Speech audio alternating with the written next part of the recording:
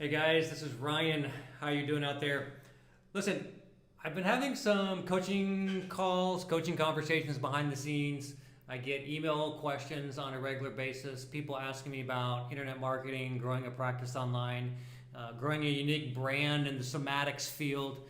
And there's some kind of background that I want to share with people that I think is incredibly important long term for giving you as a practitioner or as a soon-to-be practitioner the most options for yourself long term. And one of those is to make sure that you center your practice, whatever it is, your teachings. I don't care if you're doing yoga, Feldenkrais, somatics, Rolfing, you're an Ericksonian hypnotherapist, you're a physical therapist, you're a psychotherapist, you're a coach, is to remember that you are the vehicle and you are above any methodology and any hierarchy.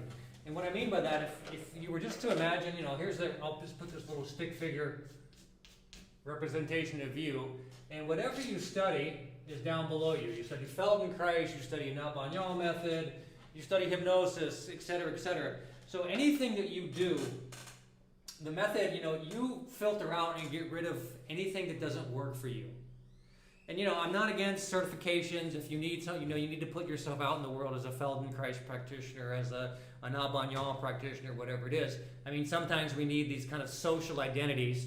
People need to be able to look at you or look at me and say, okay, this person does X or this person does Y. That's great. But, the path to having a long-term sustainable practice, a healthy practice, a wealthy practice long-term, is to make sure that you stay up here and that you have the maximum capability, movability for yourself. Because very often if you find yourself getting stuck in a hierarchy, you've got to do certain things to become an assistant trainer or senior trainer or whatever it is, or finish your dissertation, get a postdoc and all that kind of stuff. Again, those things can be very valuable. But if you keep how you put yourself out there centered in whatever uniqueness there is about you, or I always talk about that which makes you weirder, makes you stronger.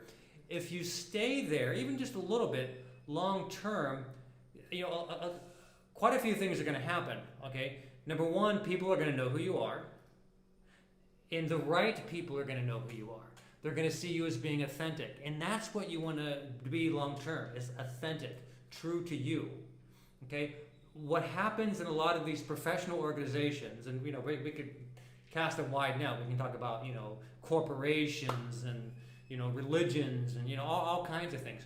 Very often, what happens, the higher someone gets in a hierarchy, the less freedom they have to be themselves. They're worried about rules. They're worried about regulations. They're worried about how the public perceives them. They're worried about their next paycheck. They're worried about, getting their permission slip signed off on. They're worried about the choice jobs or getting invited to certain trainings and all that. And again, I'm not saying there's anything wrong with that, but what very often happens, in many, and especially in some of these somatic organizations that I'm familiar with, there's a lot of meanness and there's a lot of bullying, right? Not always, but what happens is that people have to hide certain aspects of themselves to get ahead, and it creates a lot of conflict. And that's what you want to avoid at all costs.